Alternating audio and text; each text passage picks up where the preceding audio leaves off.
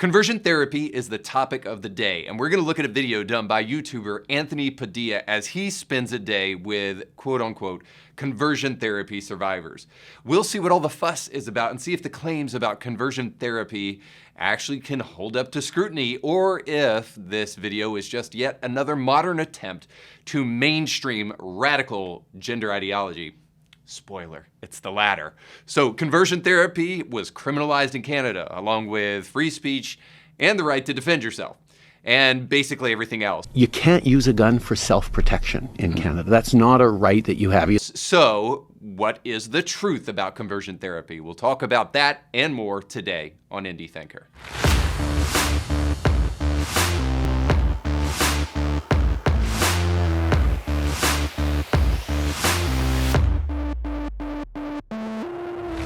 Hey guys, thanks so much for watching today. Don't forget to like, share, and subscribe. And as always, this video is sponsored by our friends over at Element Funding. If you have any mortgage needs whatsoever, please go check them out. You can find a link down in the description of this podcast, or you'll find it on the screen right now. But go over to kevinblairteam.com, where our friends over at Element Home Loans can help you get situated in a brand new home.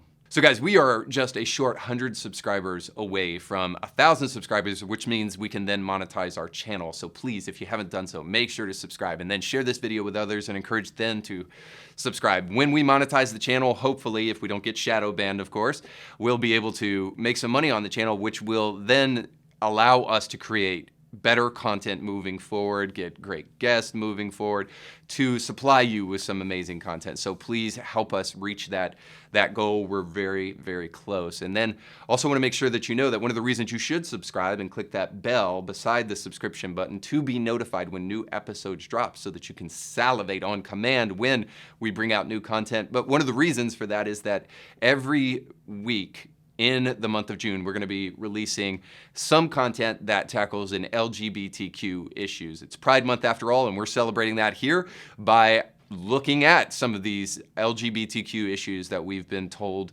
to believe, and we're going to just think about them for ourselves. So each week we'll do at least one video where we do that, and I think you'll really get a lot out of that, and it will help you think about these issues and maybe keep you informed about things that you weren't aware of before. But then also want to let you know that you can sign up for our newsletter, and that is a way for you to take your indie thinking journey, your free thinking journey beyond the show, where we dig in a little bit more in detail to some of the stories we cover on the show, but then also it gives you the opportunity to hear some things that maybe I don't have time to go into on the show, and offers, at least as much as I can, meaningful feedback and thought about things that are going on in our world. So I really do think that it'll be beneficial to you to become a subscriber. So if you want to take your next step with us, make sure to go to our website, indiethinker.org, where you can sign up for the newsletter. And then want to make sure that you know, big news. In July, on July 14th, 6:30 p.m., right here in Chattanooga, Tennessee, we're going to be doing our second ever live show. Last year it was amazing. This year it's going to be even better. We'll have free food, we'll have a great guest, we'll have conversation, and then after it all, you will be able to participate in live Q&A with our guest. So I don't want to reveal who that is and what we're going to be talking about that night just yet, but suffice to say, you don't want to miss it. It's going to be a great way to exercise your mind and become informed about some things that I think will really be beneficial to you. So make sure you are subscribed so that you'll be the first to hear that information about where it's going to be and what our topic is going to be for the night. I think you'll really enjoy being there if you can be there. And then, of course, you want to subscribe in case you're not there, so that you can be notified when the episode from that night becomes available for you to either listen to and to watch. Now, I want to set up the show today because you may not be familiar with Anthony Padilla this way. Maybe you're familiar with the coexist bumper sticker. You know, it's got coexist spelled out with the different religious symbols of the major religions of the world, and then some not so much.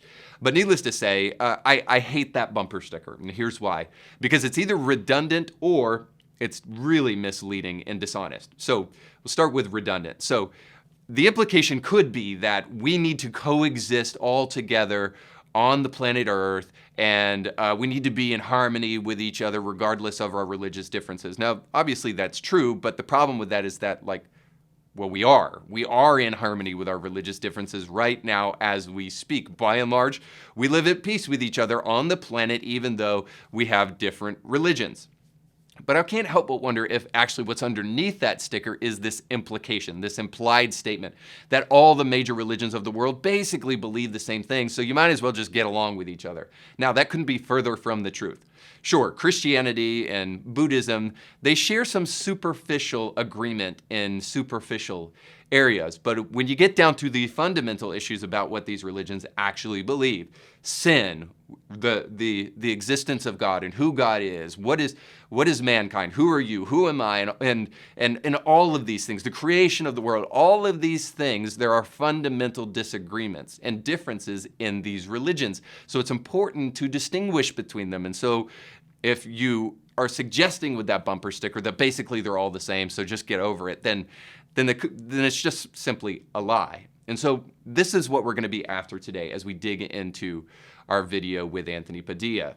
So Anthony Padilla is a YouTuber with over 1 million followers and does videos of all different kinds where he spends the day with one person. Like I said, and that spans the gamut of a bunch of different things. In fact, he just recently did one where he spent the day with a person that you can see here. That's the problem. Yeah, and what are you doing when you're out there? So we're running around. We do kind of play as wolves. Like on all fours? At times, yes. Sometimes Is this embarrassing? two-legged, making...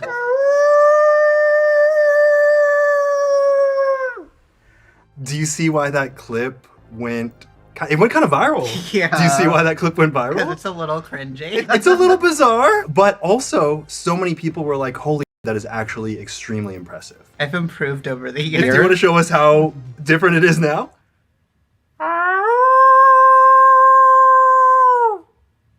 Nice. Yes, so the issue there, the reason people found that cringy was not that the wolf yell there was not really honed to perfection yet. But good news, Naya there has been practicing, so apparently their wolf skills are on point. No, the reason that was cringy is because Padilla doesn't seem to want to venture into the unforsaken and uncharted territory of actually suggesting to Naya that it might not be the best thing in the world to pretend that you're a wolf. God forbid that we ever dispel the delusions of people who are operating in falsities. And that's where conversion therapy and this video that he does on conversion therapy comes into play, because the LGBTQ community, progressives, and the left, and many others today simply rely upon lies and slander and irrationality to prove their points, because they are so fully reliant upon an idea. And whether they know it or not, they use this idea often. And it is the idea of postmodernism, or that truth is subjective. Now, postmodernism, to be sure, is a spiritually and mentally bankrupt philosophy that endorses moral relativism and rejects all forms of hierarchy, yeah, even the good ones. So you ever heard of an organization that maybe wants to undermine the nuclear family? Well, that could be because postmodern neo-Marxists are behind it. Most dangerously, postmodernism is an abandonment of reason as an operating principle to help us derive at the truth. So whenever you hear, and I know you've heard it, people say, my truth, it's a dead giveaway that they are operating under postmodernism and that they understand the truth to be only as important as their feelings. So this is why I felt it necessary to address this video, which is supposedly about conversion therapy, but offers very inaccurate info and provides no doctors, no specialists of any kind on the subject to help us truly understand what conversion therapy is. Those things didn't stop Anthony Padilla from garnering 1 million views with this video that was supposedly about conversion therapy and racking up, by the way, almost 100,000 likes and many comments. Here's one of the comments that I found really interesting in the comments section. It says, quote, Christianity should not be an excuse to do evil. Well, that's interesting, because even though conversion therapy and Christianity aren't the same things, maybe this comment actually tips us off about what's going on in this video, is that it conflates things.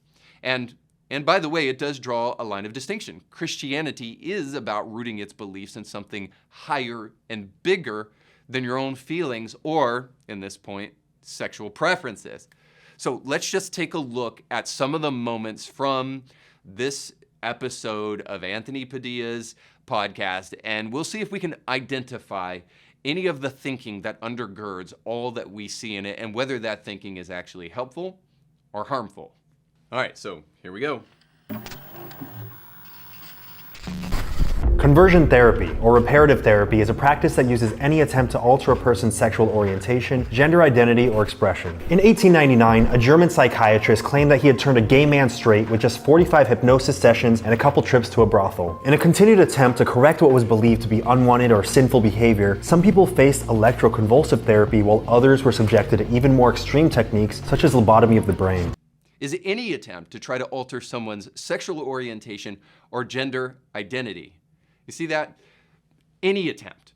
So it's like any attempt whatsoever. Well, this is how he can get away with saying presently 700,000 adults have gone through some version of conversion therapy. Today, some 700,000 adults in the US alone have received conversion therapy, half of which were subjected to these practices from religious or spiritual advisors and even licensed healthcare professionals before reaching the age of 18. Which is just not true. Because what they're trying to do, or what Padilla is trying to do, is to be overly broad in his definition about what conversion therapy actually is. And he even proves it, because he'll go on to say that conversion therapy has included things like electroshock therapy and lobotomies, as though the subtle implication is that those things actually comprise what conversion therapy is properly, which of course it doesn't. Right? These are things that were done way, way back in the 1800s and the early 1900s to try to help people who were mentally ill. Electroshock therapy was not just proper to conversion therapy, but really to many forms of therapy because people had the mistaken impression that it could actually help people. And the same thing with lobotomies. So there is this subtle implication that conversion therapy is this evil devil that's going to cut your brains out and shock you, which of course is not what conversion therapy is at all. It would be way more helpful if he's going to give a statistic like 700,000 people have gone through conversion therapy today. It'd be way more helpful if he actually said what conversion therapy actually is today rather than taking some 200-year-old practice. By the way, we used to put leeches on people to try to bloodlet them to cure them of all sorts of things. Well, you'll feel a lot better after a good bleeding. But I'm bleeding already. We don't do that anymore. So conversion therapy is none of those things. So it's not any attempt to try to alter someone's sexual orientation or gender identity. It just isn't. So already we're hearing things that at the very least seem dishonest. So it's important to kind of point that out because we're going to operate on that definition of conversion therapy throughout the remainder of this video to try to paint it as some evil devil when conversion therapy could be as simple as a pastor sitting down with an individual that's saying that they have same-sex attraction and they don't know what to do about it and they want to try to find help so that they can overcome that same-sex attraction. And then the pastor could simply say this, well, we do believe that the Bible teaches against homosexuality and I want to show you some passages about that and then we can discuss it. And that would be conversion therapy.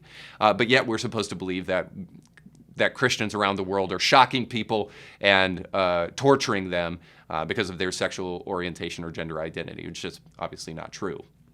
But let's go on to the next claim because I think you'll find that overly broad definition also goes along with some overly broad statistics. A recent study found that LGBTQ who experience conversion therapy are nearly twice as likely to attempt suicide than those otherwise. All right, so there's that statistic by the Williams Institute that he gives, which was done in 2015. So it's a kind of an old statistic, by the way. But suffice to say, the Williams Institute is a research group out of UCLA. And I looked at the study myself. And the problem with it is that they give zero differentiation between people who are committing suicide specifically because of conversion therapy, or rather because the people in that group that they're studying are more likely to commit suicide. Specifically this, transgender people have been well researched as being a very a high level of suicide ideation within that group of people. In fact, after conversion is the most likely time 7 to 10 years after conversion is the most likely time for transgender people to actually commit suicide or to have suicidal ideation. So this is a group of people who are already more prone to suicidal ideation, maybe because they're struggling with gender dysphoria or they're struggling with the social pressures that have been placed upon them by their peer group or whatever the case may be. But there is no differentiation between people who were already suicidal and had suicidal ideation and those who have it because they went through conversion therapy. So the obvious implication and the flat out lie here is that conversion therapy makes people want to commit suicide. It's just not true. This is a group of people, like I already said, who are already prone to that kind of thing. So this is why we have to be careful when we hear this kind of stuff and when statistics are just glibly thrown up on the screen for us without really any clarity as to what those statistics actually say. This is the same problem, by the way, with places like the Trevor Project, who wish to misrepresent their data to prove what they're trying to get after at the end of their research. So basically, it's a self-fulfilling prophecy. They wanted to say something, therefore they will bend the statistics to say whatever they can, to say whatever they wanted to say. All right, let's keep on moving on because it doesn't stop there. Let's listen to some of the people that Padilla now interviews who have undergone conversion therapy. Can you explain what conversion therapy is in general? Anyone. It could be a therapist, a pastor, a life coach, or a friend who tries to change your sexual orientation, gender identity, or gender expression. Did you just catch that? A life coach or a friend. I mean, this goes back to the point that I already tried to make, that they're being overly broad in their definition of what conversion therapy actually is. He just got done saying that a pastor could do it, a therapist could do it, and even a friend. So now, this is why 700,000 people apparently have gone through conversion therapy, because even a friend suggesting, "Are you sure you're gay?" is now conversion therapy. Like, that's at least to say very, very troubling. But let's continue to listen to these guys who went through conversion therapy and just let's hear their story and give it a fair shake.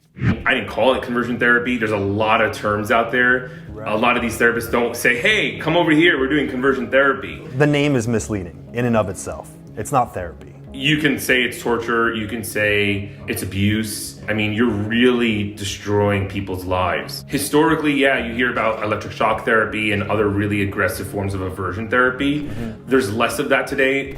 Most of it is talk therapy, and no one should think that's any less damaging. I mean, these are the guys.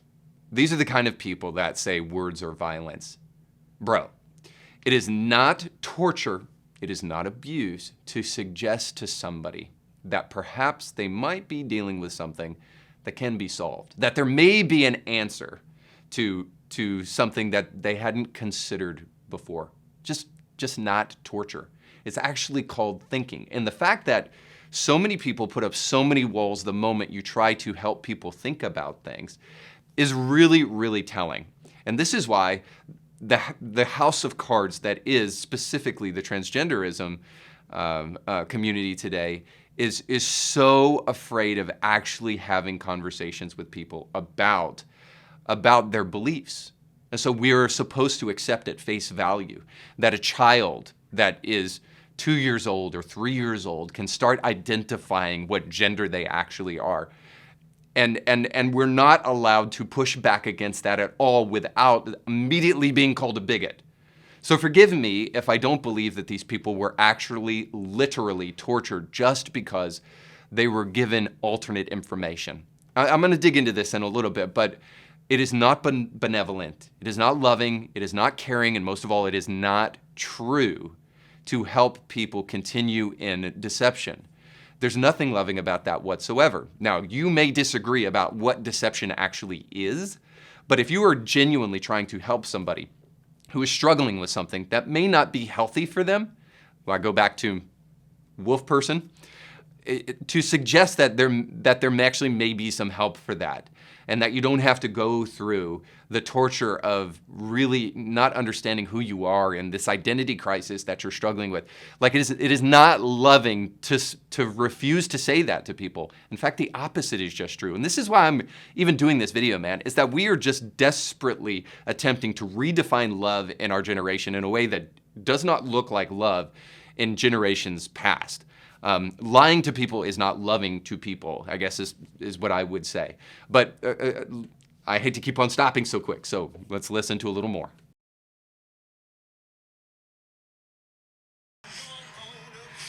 This video has a lot of ads. A lot of ads.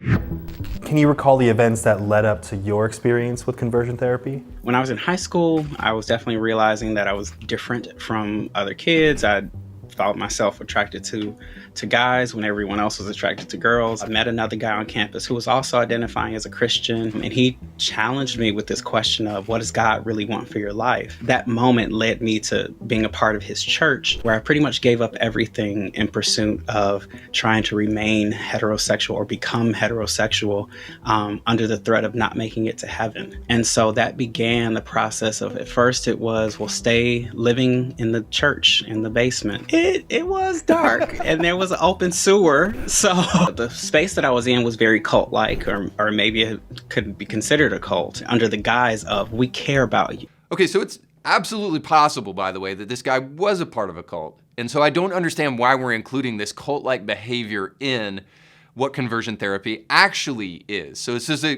clear attempt to try to misrepresent conversion therapy yet again. So it's very possible that this guy got with a bunch of weirdos and they have these weird beliefs, and they perhaps tried to convert him from his sexual identity or gender identity or sexual orientation, and because of their weirdness, putting him in a basement and all that stuff, that he calls that conversion therapy when actually this is just really cult-like behavior. This is a problem, again, with not having actual experts and just doing eyewitness testimony, where, by the way, the guy could have just been remembering things incorrectly, or remembering things with a little bit of a perspective on it that he wishes to try to present to us now. And so it's possible that he was part of a cult, but it's also possible that he's misrepresenting what he actually experienced. Maybe because he doesn't remember it clearly, or because he wants to give something to Anthony Padilla to talk about, and he wants to make it a little bit more salacious than it actually was. We'll see that here in just a moment. I'll show you a clip of a guy who, right now, who says that they were asking about his penis size. I remember them talking about how much I did, if I watched pornography, even my penis size. So look, it's clear that that's not conversion therapy. But it's also not clear whether or not that actually happened, because if that was from a person who is a licensed counselor, then yeah, they shouldn't have been asking that question. All right, so the real question throughout all of these testimonies is just this simple idea. Should we take eyewitness testimony as gospel, or should we make room for people who might be remembering things incorrectly, or have selective memory, or maybe just have a reason because they're angry at these people because they didn't give them something they wanted, or whatever. They're disgruntled for one reason or another, but they're not actually representing what took place accurately. So one of those two things is possible. But suffice to say, the one thing underneath it is that we're still not getting to the truth of what conversion therapy is. We're just getting these individuals very surface and tertiary and kind of like on the extremes, fringes of conversion therapy. All right, just a little bit more.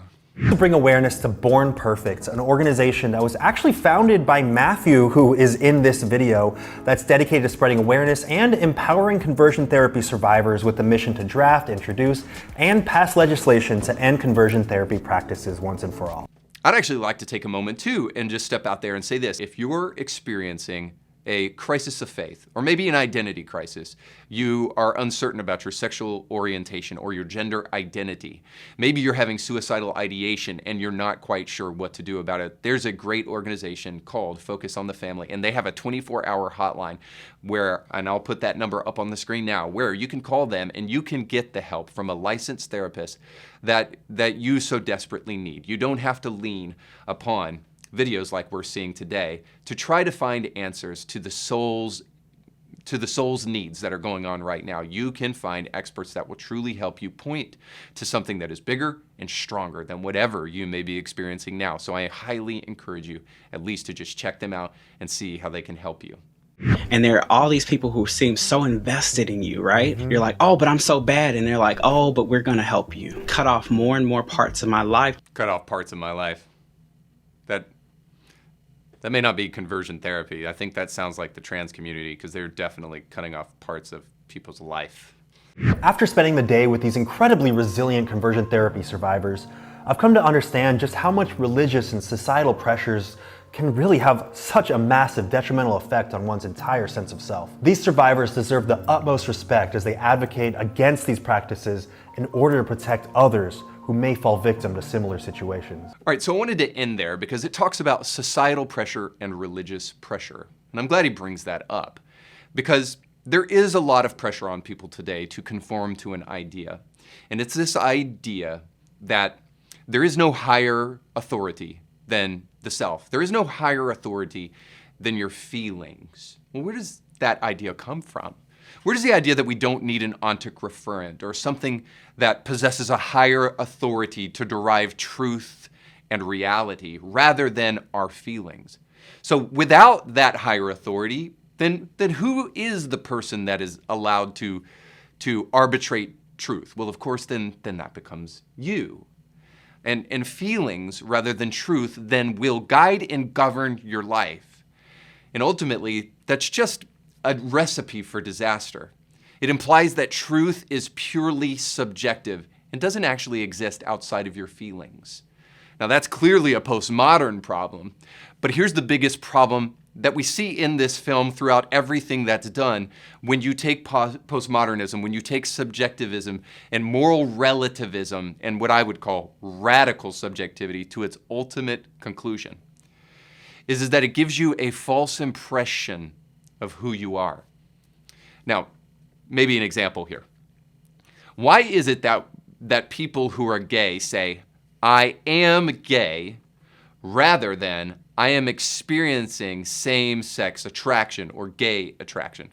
Why do they say I am gay? Because when your feelings are the ultimate authority and you do not derive authority from anything bigger or greater or longer in terms of historical understanding and importance, when you don't allow those things to weigh in on your understanding of self, ultimately, your identity will become your feelings. So whatever you feel will become who you are. And by the way, a whole generation of people is being brought up to believe that you are what you feel and that you should be given special privileges based upon how you feel. I have to tell you, your feelings don't hold as much epistemic weight as you think they do. They do not hold any weight if they do not correspond to reality. But this is the attempt of postmodernism to suggest that your truth and your reality is based upon whatever you feel in the moment. You don't have to justify it with real facts. You don't have to back it up with experts. You don't have to back it up with thousands of years of wisdom that should sow in to each and every one of our lives and at least be considered. No, we get to dismiss Christianity as just some bigoted religion that has a belief system that might actually be true. All the while, this ideology of postmodernism and subjective truth is undergirding so much of what we see in society today. You know, we hear supporters of BLM come along and they say, racism is so rare that I can't prove it by and large, so we'll change the game. We'll start talking about systemic racism because it's an unfalsifiable statement. You know, systems of racism rather than like people who are actually being racist. We're told by the trans community that somehow you had the misfortune of being born in the wrong body. And that's totally unfalsifiable. Like, how do we know if you were born in the wrong body? You can't, and that's the point. And that's what we see throughout this, is that we're gonna change our language. We're gonna change our pronoun usage. We're gonna change all of reality and what is true based upon the way people feel. So what I'm saying is this, is that when you don't care about the truth, the authority of your feelings means everything. But unfortunately, reality isn't that way. Your preferences don't mean what you think they do. We're talking about life here, not Burger King. We're talking about reality and the best person suited to describe that reality. So forgive me if I go with the wonky belief that God is a way better fit than Anthony Padilla is. I mean, after all, the guy doesn't even know how to button a shirt. In fact, I wore this shirt so that he could see that there is a way that you can button your shirt. It does work, after all. So at the end of the day, here's what I would hope you would take away from this video. Two things. One, that we need to be careful of postmodern ideology seeping through so many of what we see in our modern day. And if anything suggests to be the truth, but merely be based upon feelings, that we will reject it. And that feelings, and this is the second thing, that feelings don't offer the right kind of authority for us to really base our beliefs around it. And so what we're left with is thoughtful and meaningful, rational conversation. And if those conversations don't meet the very, very, low bar of rationality, then those conversations should be dismissed regardless of how they make us feel or regardless of what it means to us, the implications of that, what we must do away with. So forgive me if I believe that God is a little bit better at defining reality, He did make it after all, than we are, and that we may have to start listening to Him a little bit more than we listen to how we feel. All right, guys, that's all the time we have for today. Thanks so much for watching. Don't forget to like, share, and subscribe. We'll catch you next time. You can catch brand new episodes of Indie Thinker with Reed Huberman every Monday and weekly bonus episodes to keep you thinking throughout the week. But you have to subscribe and click the bell to be notified when new episodes drop. If you enjoy this content, make sure to like this video and share it with friends.